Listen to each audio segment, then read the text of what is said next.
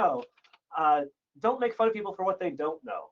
All right. Everything that everybody knows by the time they're adults, that means that there's 10,000 people in the US hearing about it for the first time every day.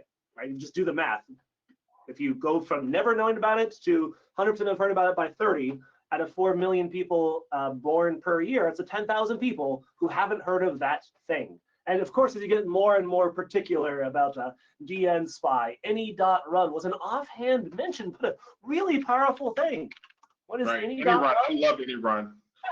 Hand it malware. It'll tell you what it does in their sandbox environment. So let's hunt. Okay. Register, upload malware, receive report of what it does. All right. There's you can do more in your own SOC and have your own custom environment, but to get started takes registering with an email address. That's not bad. So the example in XKCD is like, what do you mean Diet Coke and Mentos? And many people here have heard of like, oh yeah, Diet Coke and Mentos. You put them together, it explodes, it's awesome. Don't make fun of people for things they don't know. Be happy to share the thing that is awesome, right? Come on, we're going to the grocery store. You're one of today's lucky 10,000, and there's going to be some happy, safe explosions in their future, or so I hope, right? So I want to have a little bit more positive, uplifting message there. So thank you, Stephen, for that last talk. Any last bit before we introduce? Wesley. Wesley is here. Wesley, do you want to unmute and webcam yourself? Wait, sorry, I said Wesley. I thought I was talking to Matthew. I derped. Sorry. We do have Juan Spinel here as well. Let me, yep, that's the live next talk on GDPR and strategies for failure. I'm going to assume there's like counterparts that are at least heavily implied of strategies for not failure there as well, but that seems pretty likely. And there we are. Juan, thank you for joining. Thank you for a presentation. All right, so Juan, I'll give you your bio real quick before we get you started. After working as a sysadmin in hospitality, sysadmin background, I am completely biased, but I think it's such a great background for so many fields within IT. At a time where data protection laws were crappy, but growing around the world. I added the crappy part. Juan has been trying to help other IT folks avoid the headaches involved in analyzing basic compliance requirements. A lot of people hear the word compliance and just run away or think, I'm not really responsible for that, so I'm never going to learn anything about it and just ignore it entirely. That's at least my bias take. 2 years after GDPR went live, we've seen some unforeseen consequences as to how Europeans communicate with the other side of the pond. We're the other side of the pond. Hi, American here. Are you on the other side of the pond? Are you on the European side yourself, Juan? I am on the other side of the pond. Where are you based, out of curiosity? I don't think it said it here. Switzerland. Switzerland, nice, that's awesome. Okay, so 2 years after GDPR went live, unforeseen consequences, how Europeans communicate with the other side of the pond. Hey, other side. While CVEs and remote shells are all the hype in the InfoSec community, the fines involved with the bad data protection strategies. Hey, what's that headline? What's the maximum fine for GDPR violations? So it's 4% of annual turnover, which of course, this is not just a one-time fine. This is for every breach encountered. So wait, so if you're saying 4% of, I usually hear it phrased as 4% up of global revenue, not profit. Oh my goodness, that's a headline. Like there's teeth to this compliance. It has a chance. It gets you to sit up and pay attention because it can have some serious consequences, which is beyond what many compliance frameworks have in place. The fines involved bad data protection strategies are the tools that can cripple a company beyond repair. That gets executives to sit up and pay attention, as it should. Yeah. According to McKinsey, Juan can provide the first GDPR talk. I made it to the end without dying 13 times. That is one hell of an endorsement. Was Dave McKenzie your mentor for this on this side, or? No, so Dave McKenzie was doing mentoring for the GRIMMCon 2. Okay. Excellent. All right. I will give you the powers of presenter mode. Poof. You are now prompted to share your screen. Whenever you are ready, unless there's a little bit of banter you want to do ahead of time, we're exactly on time for you starting as well, which works out well. So you have your full 30 minutes allocated, plus we have 15 minutes of wiggle room for Q&A, so do not panic if you're at the last minute. You don't have to rush. Anything else before you go ahead and start? Take it away. Yeah, I just want to make sure you guys can see the screen. Yep. 2020 bingo applied. We can see your screen. All right. All right. Let me just we'll minimize the window. And yeah, we're seeing the right one as well. So nice backdrop. Okay. So. Yep. All yours. Hello. And best of luck. Thank you very much. All right. Hello, my name is Juan, and today I'm going to be talking to you today about GDPR and strategies in compliance, or rather, some strategies for failure. Now, GDPR came around in 2018. It's a set of laws that define how companies need to protect consumer data, as well as defining what they are allowed to do or what they're not allowed to do and with which restrictions. It has had some unforeseen consequences. Everyone remembers all this website uses cookies banner that popped up. Not sure to what extent that happened in the US. In Europe, we're also seeing lots of websites suddenly saying this content is banned or not available to you because GDPR. So, as I mentioned, GDPR is a text of law. And the main issue of this is that, of course, the people implementing the controls for how the data moves are technical people. But because it's a text of law, it's open to interpretation at some points. Most specifically, GDPR constantly mentions the use of state-of-the-art infrastructure when talking about security. So as IT people would take that as saying, okay, you just need to buy more Blinky boxes and then you're fine. Of course, we'll know that doesn't provide any additional security. And these are sort of some elements which make it difficult to see eye to eye between the people applying the law and the people trying to keep the companies afloat. GDPR, as I mentioned, protects citizens of the European Union, visitors to the European Union, and companies who wish to target these demographics as key markets need to be compliant with this. That means your local corner store does not have to be GDPR compliant. If, on the other hand, you're a big chain of hotels trying to get European tourists, you do need to make sure about this compliance. I do come from the services industry, which means I'm not focusing here on data portability. You wouldn't go to a restaurant to request your data, so you can go down to the restaurant closer to yours and have them take it. From the services industry perspective, I think these are the rights which are most critical to ensure that you're respecting. The right to be forgotten. This means that your clients can come and say, I don't want my name to be associated here anymore. The data needs to be either deleted or anonymized. There is the caveat that all financial transactions are immutable because money laundering, tax evasion, but these records can't be processed or accessed aside from those purposes. The right of correction. If for any reason you need to change your name, email address, phone number, how companies can contact you, or of course, any data on the public internet which misrepresents you, you can enforce these changes under GDPR. You can't go to a restaurant 2 weeks down the line and say, hey, I paid here $15, I only wanted to pay 10. That's not quite the same. You have the right of ownership to data point, or any data point that links back to you. If you go to the bar, assuming bars are still open, and you pay for your drinks in cash, the transaction is anonymous.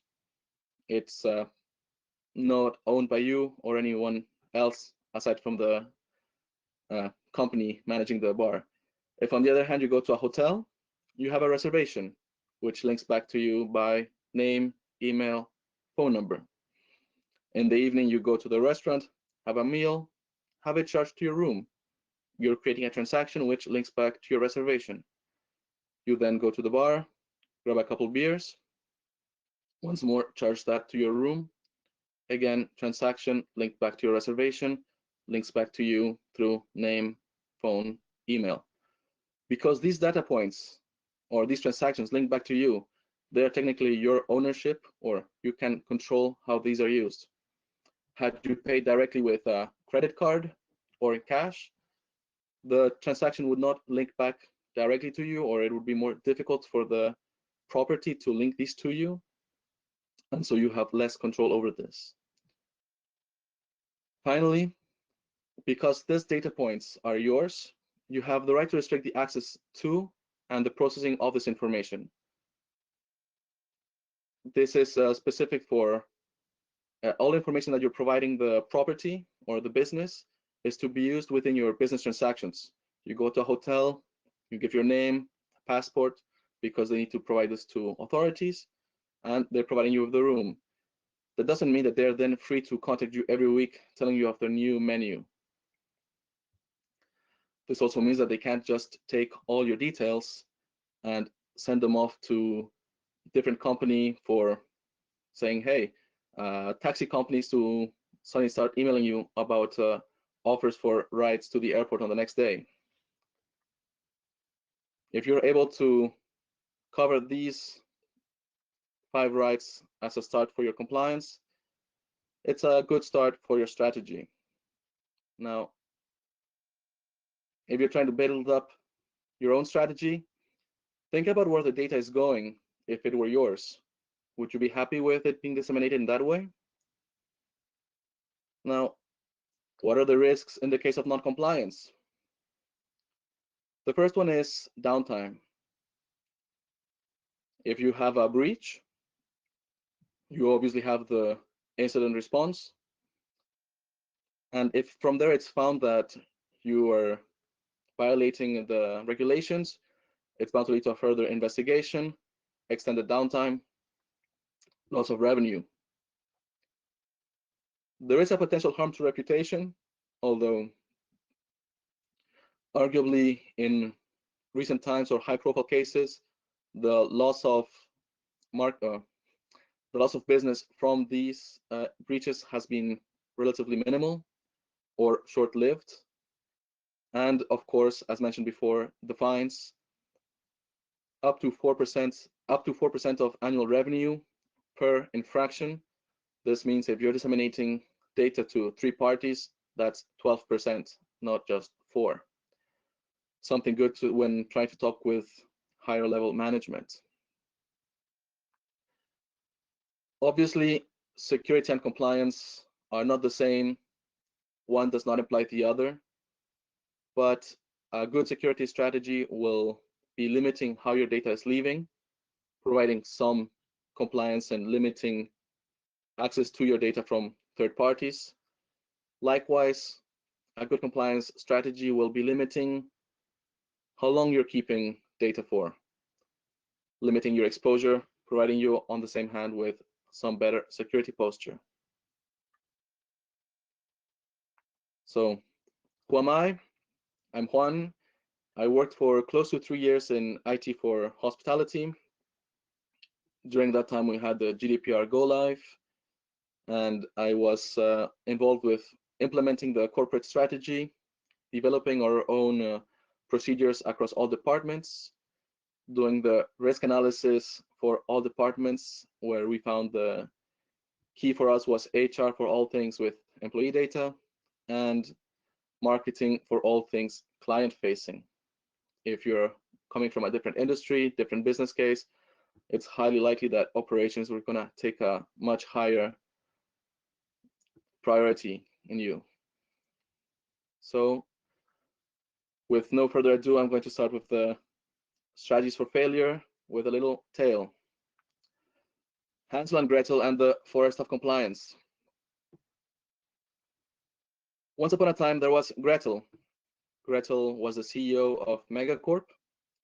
She built this company from the ground up, putting in her blood, sweat, and tears into it. And Megacorp is a big seller of goods and services across the world. As part of her weekly routine, Gretel would cross the plains to get to Europe. She would get the orders, come back to Megacorp, and make sure that the delivery process went smoothly. This happened for many years until one day in 2018, as she was heading off to collect the orders from Europe, she was faced with this forest. The forest seemed dangerous, and all she could see around it was a little sign that said, "If you can protect the data, you can cross the forest safely." Gretel thought nothing of it. I can just walk right in and it's gonna be fine.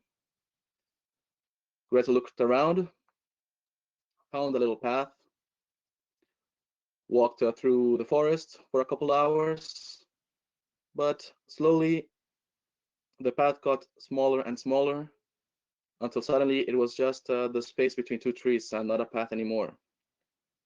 She tried to turn back to head back to Megacorp, but she'd hit a dead end and couldn't leave the forest. Obviously, as with any regulation, any standard, if you're trying to be above board, you can't go at it with no strategy. You need to think about what you have to do or what's required of you, and then you have the ability to go on. Because of course I'm a benevolent narrator, we get to bring Gretel back to the start of the forest. Gretel remembers that she can't just go into the forest and come out the other side unscathed. The pain or trauma from this experience makes her rethink her choices. Gretel decides to head back to Megacorp and comes back the next day. The forest is still there. Gretel decides one more day of waiting, one more week. She no longer has any orders from Europe, which means she's also no longer delivering there. She starts getting phone calls from suppliers telling her that due to the loss of business, they're having to lay people off. Gretel feels a little bit responsible for this, but she's not ready to face the forest again alone. Slowly, as the businesses have to lay more and more people out of work, what used to be a prosperous land becomes a barren wasteland. Of course, it's very difficult to, or rather, it's very easy to decide to not work with Europe. However, that's a strategy that's rather difficult to explain to higher level management, especially if you're not working in news. Anything to do with goods and services, of course, they're going to be wanting to target one of the largest markets in the world. So once more, because we are benevolent, we let Gretel try once again. Gretel knows she can cross into the forest, but she also knows she can't go just anywhere. She decides she's going to try to get some help inside the forest.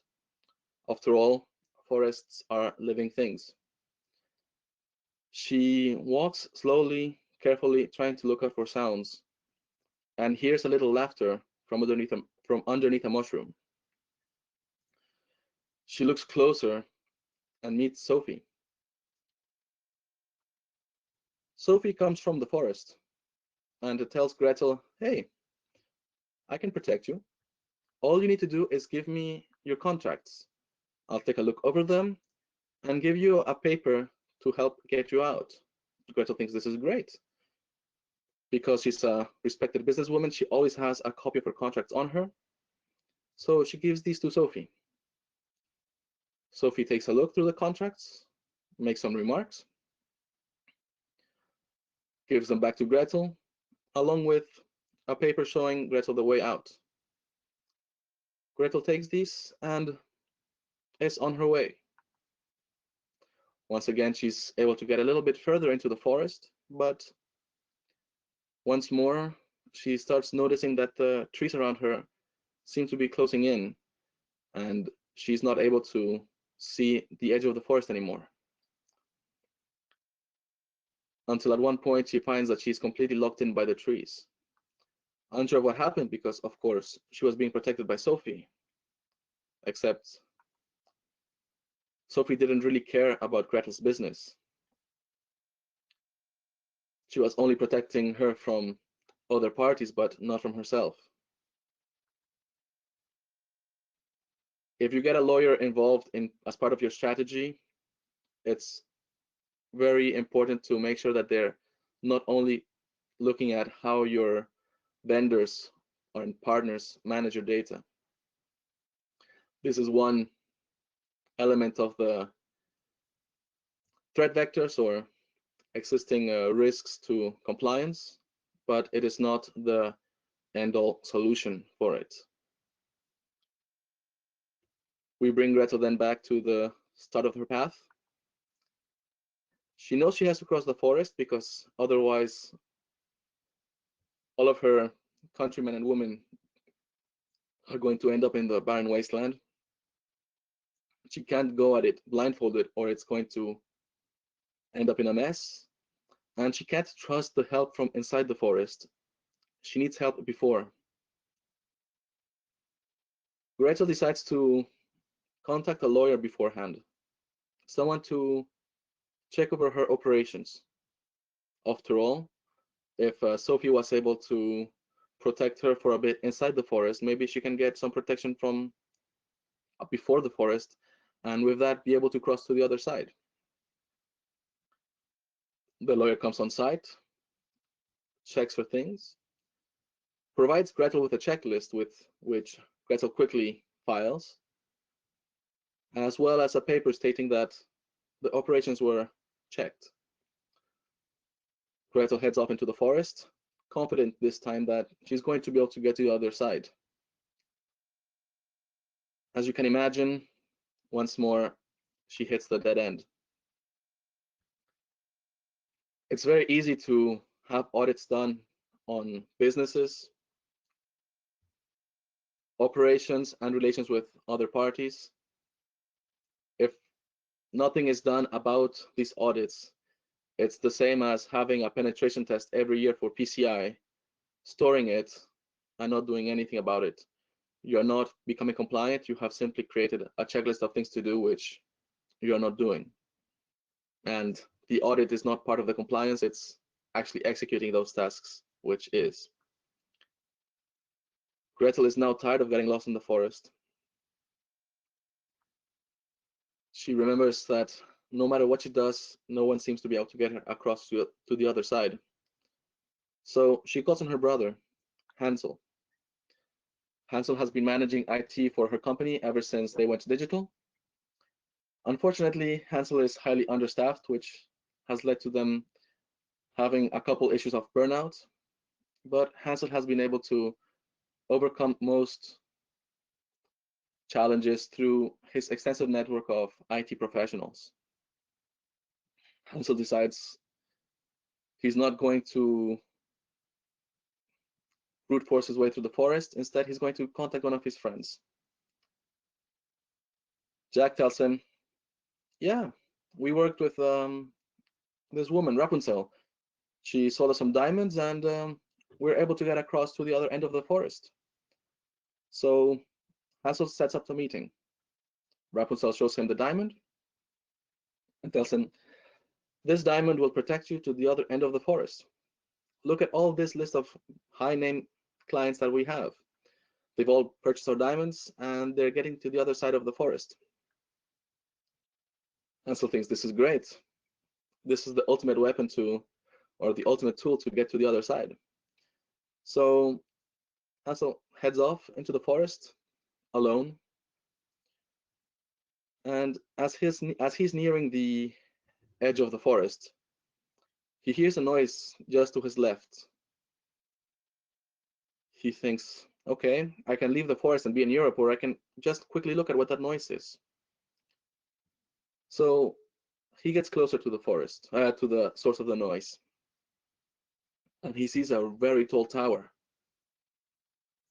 Okay, so this is the source of the noise. But what he sees in the tower impacts him even more, where there's a door frame which should hold a door, but it's just the door frame. He thinks this is very odd, and he sees lots of gremlins going in and out holding papers. He wonders what's going on here, so he gets closer to the tower and asks one of the gremlins what's going on. The gremlin hands him one of the pieces of paper, and Hansel sees his company's details all over it. The edge of the forest, which seemed so close, now seems so far away. He finds himself unable to leave from this tower because, of course, he's been putting all of his data off premise with someone who was selling him a shiny diamond. If any company tries to sell you the end-all be-all tool for compliance, 99% of the time, what they're selling you is a customer relationship manager. They're going to be rebuilding your databases off-site where you have no more control over them. And because of the way responsibilities are managed with regards of who is supposed to own the data and who's processing it, if they get breached, they can claim that it's your fault for handing them the data. And likewise, if you get breached and it's found that you were giving them this data, you're of course not much better off. Hansel, not wanting to be beaten in such a way, takes his memory and decides to call upon his heads of department. He has the donkey who is in charge of, well, all the automated tasks. The cat who provides support but is really mean with clients. The dog who the clients love. And the rooster that just makes sure everything runs smoothly. He talks to the four animals and says, hey, we need to cross the forest, but we need to protect our customers' data. And no matter what we do, we seem to having to start all over again. They talk it through and realize that all of them are affected by it differently. The donkey, who's primarily accessing data for automated tasks, says he only needs to be aware of the risks when he's accessing this data. The cat, who's working with the ERP, the CRM, and various monitoring tools, needs to inform his subordinates about the risks involved in the data, how not to move it or keeping it in company infrastructure, and of course, training them in the behavior with using the ERP, CRM to ensure compliance. The dog who takes orders from clients, working the data entry, all the importance on the behavior and how he's going to be taking notes for this, either directly entering it to the ERP or CRM rather than post-its around it because of the risks involved for his clients. The dog subordinates who are directly facing the clients, those at the front of the house, as we say, they need to be aware of the company policies with the data protection. How does this link to their behavior and the security? Not only security for the data, but also the risks to the company if they don't comply to these policies, as well as the risks to themselves depending on how they're communicating with the other clients. Finally, the rooster, this high management person, animal, understands that as a high value target, his behavior is critical to ensure compliance across the board. Not only is he more at risk than the others to be targeted, but policies affect him even more, not less. Armed with this strategy, the team heads off into the forest. Whether or not they make it to the other side is left to the viewers for decision. I'd like to leave you with a little poem. It's not PII. It can be PII. It was PII. thank you. And I'm still around if anyone has questions. I'd like to thank Karel, who was my mentor for the con, Zoe Rose, who went through the slides, and Sam Humphreys, who also helped me a lot with the GDPR elements.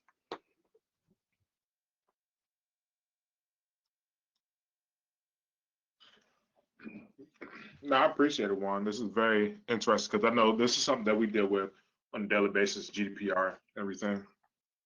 I also found it's a very good way to really get everybody in the organization attention. You know, if you can link any of your findings or exploits back to GDPR, any type of regulations, people eyes perk up, and you know, it's like, hey, well, what do you say? You know, they understand those calls. So no, absolutely, very good information. I do, on a complete side note for the actual content, I am always impressed with intentionally choosing slides with, you know, a handful of words at most or zero, and going through the story time nonetheless. So regardless of the actual content, which itself was awesome, let me highlight the top tier speaking capability that you demonstrated there.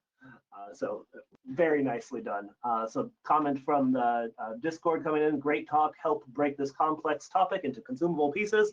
This is continue with that theme, right? Make the complex simple, make the complex understandable, even if it is a complicated thing. I know you had the very early slide of you have the right to be forgotten, you have the right to privacy. Like there are, GDPR, I don't know how long the text of it itself is, but I think it's safe to say at least hundreds of pages, if not thousands, to be full actual text.